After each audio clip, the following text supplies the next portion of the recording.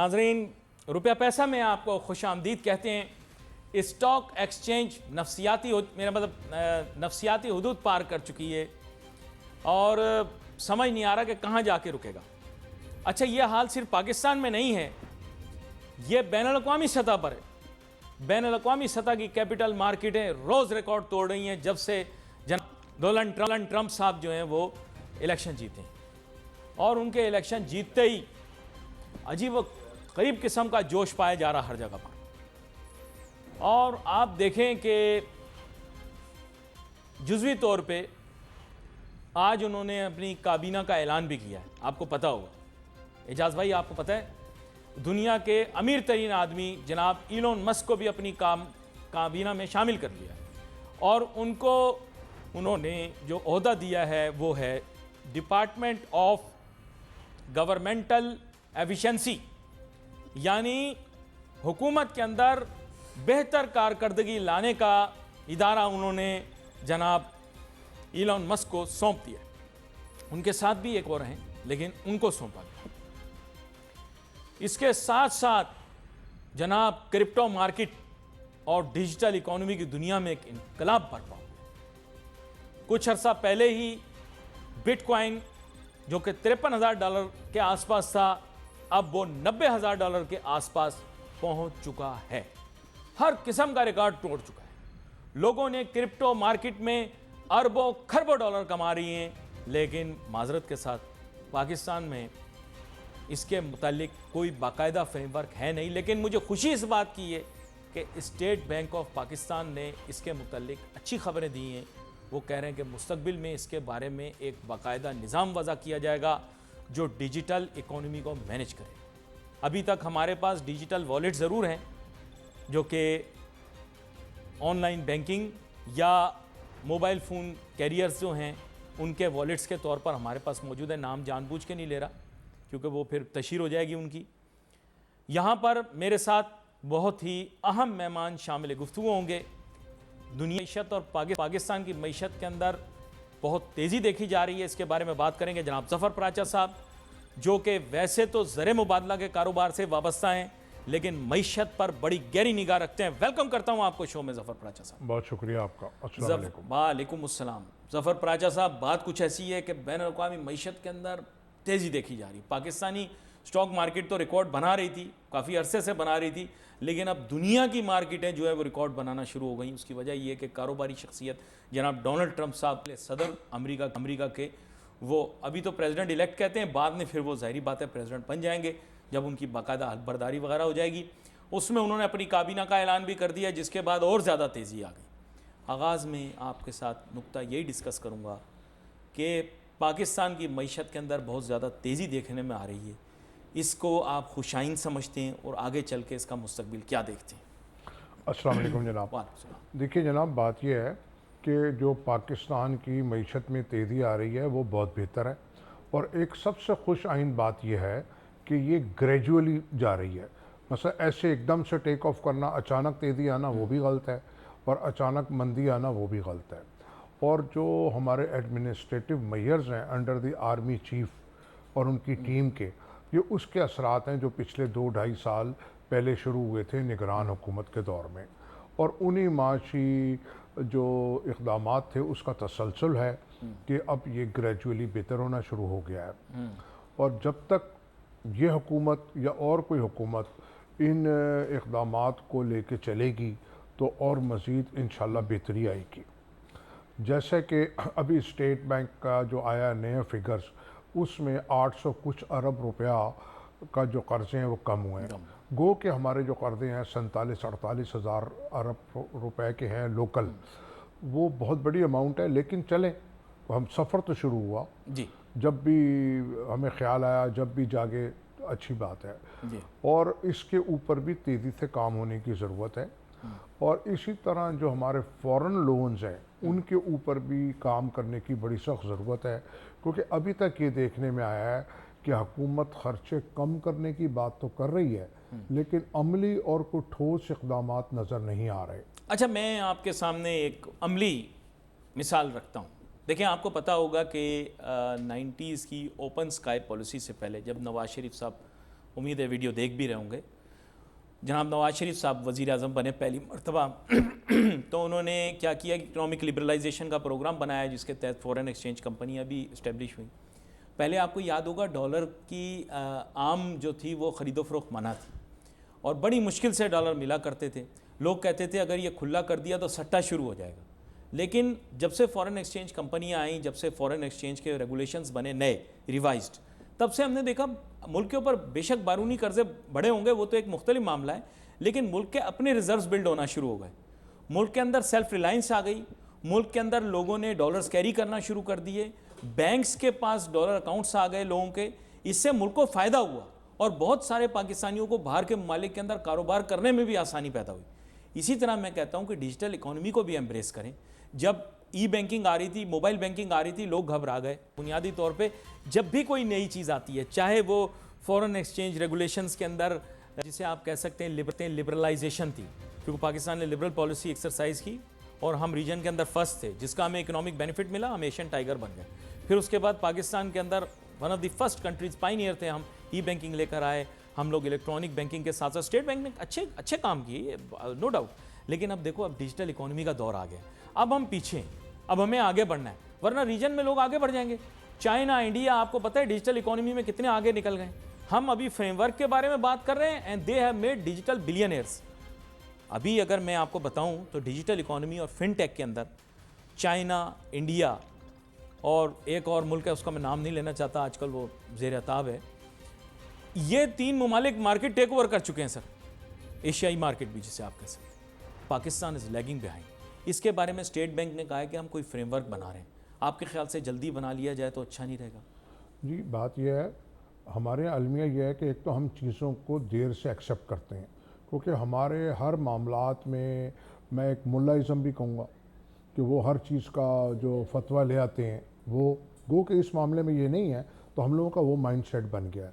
ہم پہلے تو جائز ناجائز اس کے اندر پڑ جاتے ہیں, پھر اس کے بعد ہمارے یہاں ایکسیپٹیبلٹی جو ہے نا وہ بہت سلو ہے.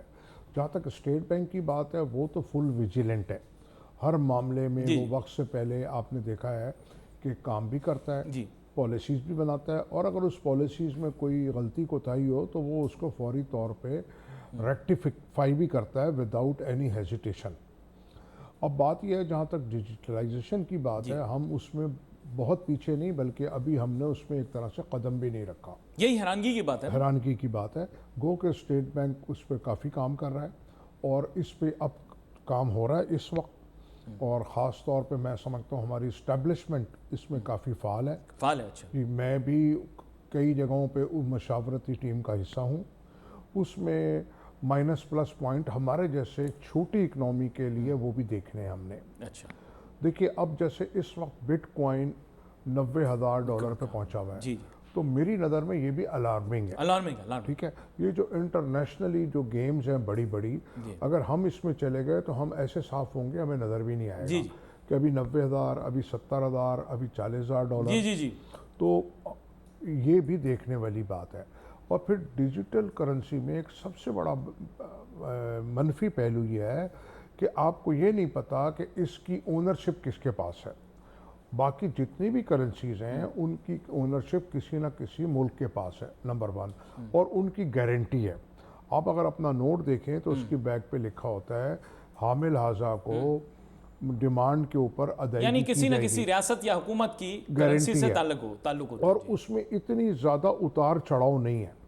یعنی کہ ایک طرح کا بالکل گیمبلنگ ہے یہ. لیکن ہم کو وقت کے ساتھ چلنا ہے اور ان سب باتوں کو دیکھتے لیکن ایک مثال دیتا ہوں آپ کو. دیکھیں 2 قسم کی, جیسے فورن ایکسچینج مارکیٹ کو ہم دیکھتے ہیں. فورن ایکسچینج مارکیٹ آپ کو پہلے یاد ہوگا 21 گھنٹے کی مارکیٹ. 21 گھنٹے کی مارکیٹ کے اندر کیا ہوتا تھا کہ کچھ لوگ فوریکس ٹریڈنگ کرتے تھے اور کچھ لوگ فوریکس ڈیلرز تھے.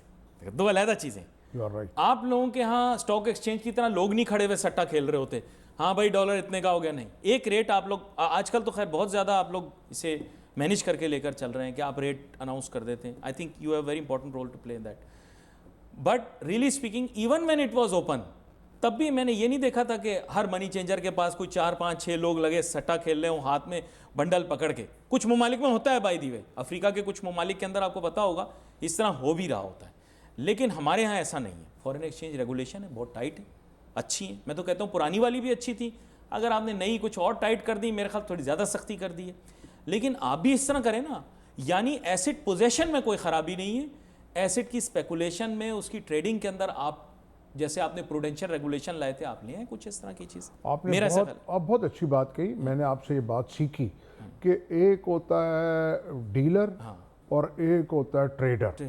تو اگر ایز اے ڈیلر ہم لوگ اس پہ کام کریں, ہم اس کو ایک لین دین کا میڈیم بنائیں, لیا اور دیا, موڈ آف پیمنٹ کہہ لیں, یا ایک پیمنٹ کا میڈیم بن جائے. ڈیجیٹل کرنسی اور جو مختلف ایپس دنیا میں استعمال ہو رہی ہیں, تو ٹرانسفر آف منی یا پیمنٹ یا رسید کے لیے تو ٹھیک ہے, لیکن ہولڈنگ کے لیے یہ صحیح نہیں ہے. میرا کہنا یہ ہے کیونکہ اس میں کیونکہ اس کے اندر اسپیکولیشن اور مینوپولیشن بہت ہے. تو اس چیز کو مد نظر رکھتے ہوئے ہم کو اس کو ایک پلیٹ فارم کے طور پہ پیمنٹس کے لین دین کے لیے تو ضرور کرنا چاہیے, لیکن ہولڈنگ میرا خیال ہے جنہوں نے $1 $2 $100 $500 $2000 کے لیا, ان کے لیے ٹھیک ہے. لیکن اب ہم کو ایز اے میں عوام کے بارے میں کہوں گا کہ اس میں انویسٹمنٹ نہیں کرنی چاہیے. اپنے کاروبار keeping in view the risk, keeping in view in the risk and the changes in the rate. ٹھیک ہے. آپ دنیا کی کوئی بھی کرنسی دیکھ لیں, اس میں سرٹین پرسنٹیج اوپر نیچے ہوتی ہے, جو کچھ پوائنٹ کچھ میں ہوتی ہے, یا اگر پورے سال میں دیکھیں 1 اور 2 3% کا آتا ہے, وہ بھی ان کے فائنینشیل کریڈینشلز کے اوپر. یہ نہیں کہ جی یکدم جیسے بھی یہ 70,000 تھا تو ٹرمپ صاحب جیت گئے تو 90,000 کا ہو گیا, ایلن مسک ان کے دوست ہیں. تو یہ تو کوئی کرائٹیریا, یہ کوئی کریڈیبلٹی تو نہیں ہے نا. تو ہم اتنے بڑے نہیں ہیں, ہم کو بہت احتیاط سے چلنا ہے. اور آپ نے جو بات کی فورن ایکسچینج کی, تو اس کا کریڈٹ پرویز مشرف صاحب کو جاتا ہے. انہوں نے ایکسچینج کمپنیز بنائی, آرگنائز سیکٹر بنایا, اور اسٹیٹ بینک کا نواز شریف صاحب کو بھی دیں. نواز شریف صاحب اس میں کوئی شک نہیں ہے, انہوں نے دیکھے نا open sky policy, economic liberalisation انہوں نے شروع کی, بالکل کی. لیکن اس کو پھر بعد میں پہلا قدم ان کا تھا, پھر بعد میں نو ڈاؤٹ کہ نواز شریف صاحب نے اس کو وہ کیا, پھر پرویز مشرف صاحب نے کیا, پھر ریگولیشنز آئیں باقاعدہ اس دور میں, اور پرویز مشرف صاحب نے آپ کے میڈیا کو بھی کھڑا کیا, میڈیا بھی آزاد کیا انہوں نے. آج جو ہم سب بیٹھے ہیں انہی کی وجہ سے جو بات ہے نہیں انہوں نے بہت ایفرٹ کی. اچھا, یہاں پر ایک اور نقطہ بھی جو آپ نے بیچ میں بات کی, اس میں تھوڑا سا میں اضافہ کرنا چاہوں گا. سر, اسی بزنس کو ہی اگر آپ انڈرسٹینڈ کریں اور اسی کے ڈائنمکس کے اندر ہی, تو سٹیزنز کو ڈالر اکاؤنٹس رکھنے کی جو اجازت ملی نا, اس سے ملک کو بڑا بینیفٹ ہوا.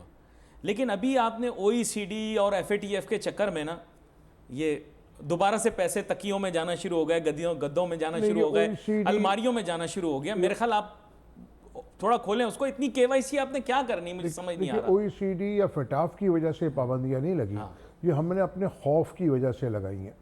ٹھیک ہے, کہ کہیں ہمارا فورن ایکسچینج نہ چلا جائے, یہ مس ریپرزنٹیشن ہوئی ہے. نہیں تو کیش ان لاکر یا کیش ان پلو, اس کا کیا, میں آپ ہی کی بات سے متفق ہوں, اسی پہ میں چل رہا ہوں کہ بات یہ ہم نے اپنے خوف کی وجہ سے پابندیاں لگائی ہیں.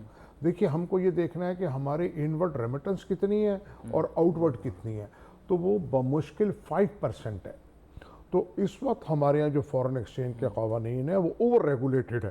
آپ کی بات کو میں متفق ہوں, اور میرا بھی یہی کہنا ہے کہ اتنی زیادہ سختی نہیں ہونی چاہیے, کیونکہ یہ جو فورن ایکسچینج ہے یہ گورنمنٹ نہیں دیتی ہے. ایک بات تو یہ سمجھنے والی ہے نا, یہ مسٹر اے سے لے کے مسٹر بی کو دی جاتی ہے, اور جو ریمیٹنسز ہیں اس کا 95% انٹر بینک میں سیل ہوتا ہے, جو آپ کی $32-34 بلین کی ہے.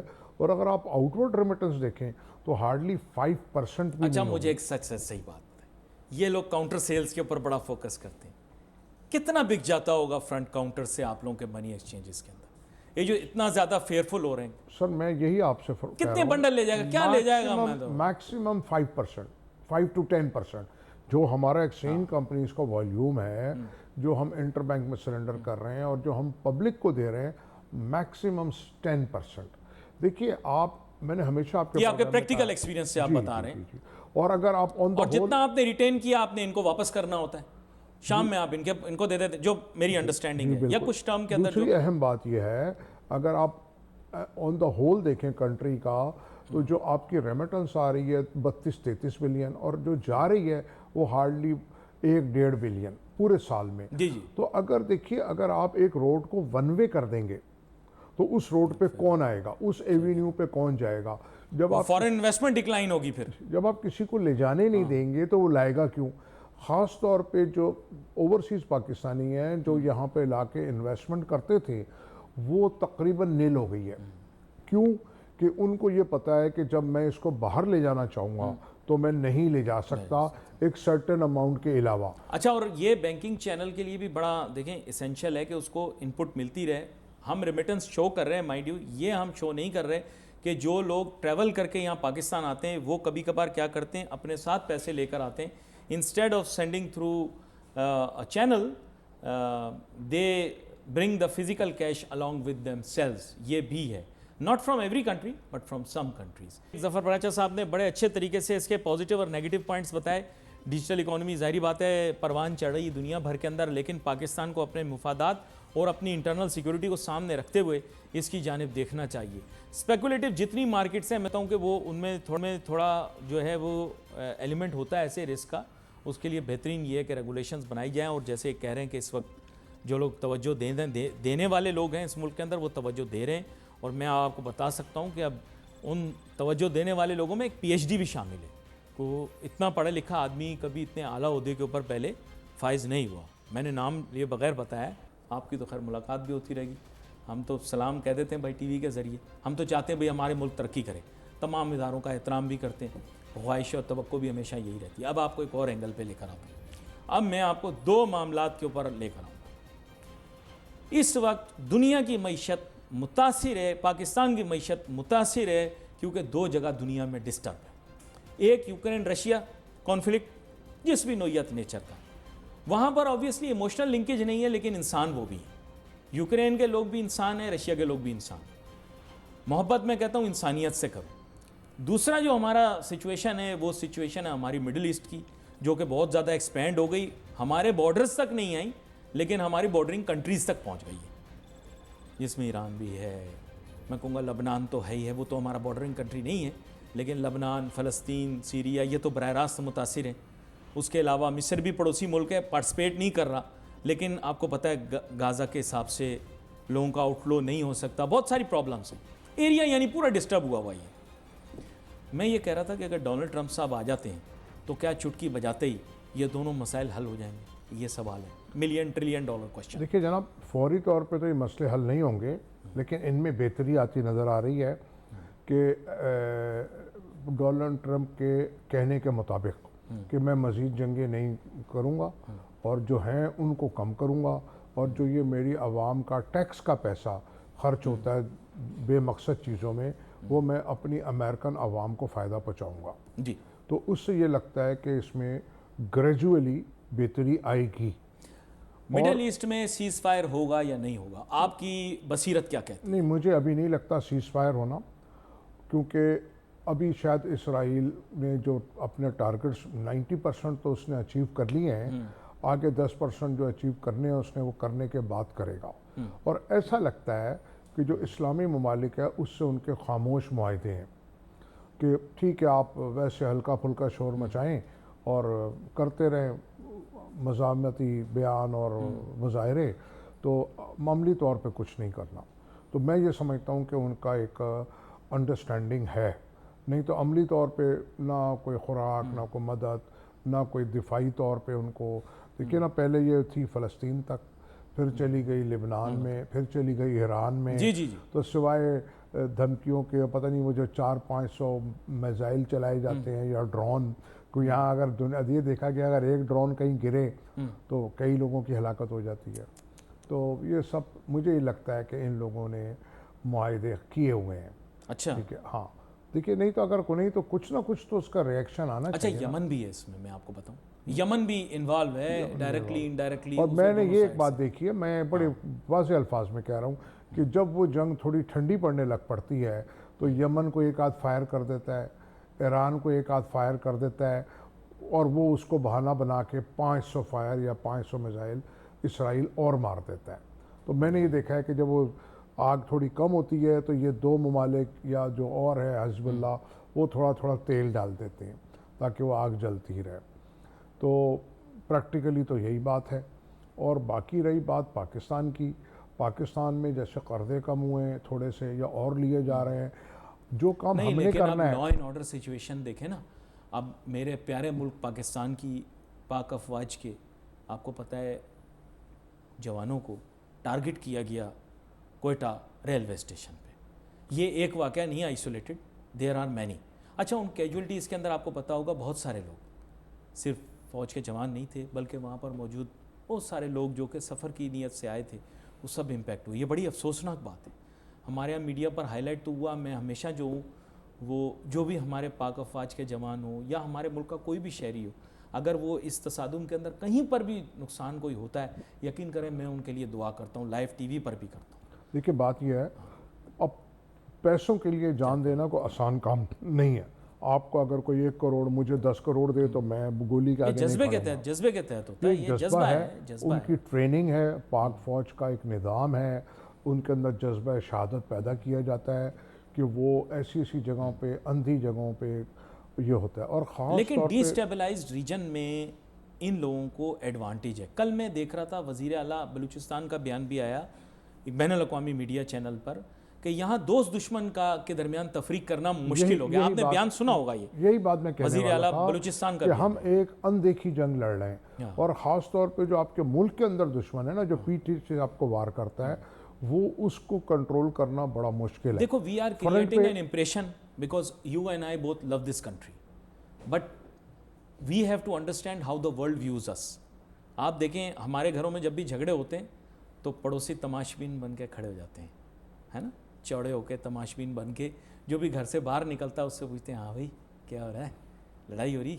اسی طرح مجھے لگتا ہے کہ ہماری اس ونریبل سچویشن کو ہمارے نیبرز ایکسپلائٹ کر رہے ہیں. پتہ نہیں میں غلط کہہ رہا ہوں صحیح کہہ رہا ہوں. نہیں، آپ بالکل جب میں نے لفظ نیبر کہا ہے تو وہ بڑا گہرا لفظ ہے. آپ بالکل صحیح کہہ رہے ہیں. وہ اس کو خالی دیکھ نہیں رہے، وہ اس کا حصہ ہے. وہ آپ کے جو اینٹی اسٹیٹ جو ایلیمنٹس ہیں وہ inside Pakistan and outside Pakistan دونوں اکٹھے ہیں، اور انہی کی وجہ میرے خیال سے نیبرہڈ میں ہمارے. جی نیبرہڈ میں بالکل. اور پہلے ایک نیبر تھا، اب 2 ہو گئے، 3 ہو گئے، مختلف وجوہات کی وجہ سے. اور نہیں تو ان کی کنائیونس کے بغیر، سپورٹ کے بغیر یہ ہو نہیں سکتا. دیکھیں نا اتنے بڑے پیمانے پر ہمارے صوبائی دارالحکومت کے اندر اس طرح کا جو ہے نا واقعہ پیش آ جانا. دیکھیے ان میں اتنی ہمت تو نہیں ہے کہ وہ سامنے سے حملہ کریں اور ہماری فوج کا مقابلہ کریں. ان میں اتنی ہمت نہیں ہے. ان میں یہی ہمت ہے کہ بزدلانہ طور پہ ہمارے لوگوں کے ساتھ مل کے کوئی پلانٹ کر دیں، کوئی بم لگا دیں، کوئی پیچھے سے حملہ کریں. دیکھیے نا میں اپنے دیکھیں ہم یہاں پر بڑا ذمہ داری کا اظہار کرتے ہیں. میں اور جناب ظفر پراچا صاحب بھی بڑی ذمہ داری کے ساتھ بات کر رہے ہیں، لیکن ہم اس وجہ سے یہ ذمہ داری سے بات کر رہے ہیں کیونکہ ہم محب وطن پاکستانی ہیں. لیکن ہمیں ریئلائز کرنا ہے کہ بین الاقوامی قوتیں اور بین الاقوامی میڈیا ہماری طرح نہیں ہوگا. اس لیے we have to be very careful, we have to ensure that we keep the gap. آپ کا بہت شکریہ ادا کروں گا، آپ شو میں شامل ہوئے ہمارے ساتھ. Wait for your messages on Facebook. Ali Nasir ہماری ٹیم کو اجازت دیجیے. اللہ حافظ.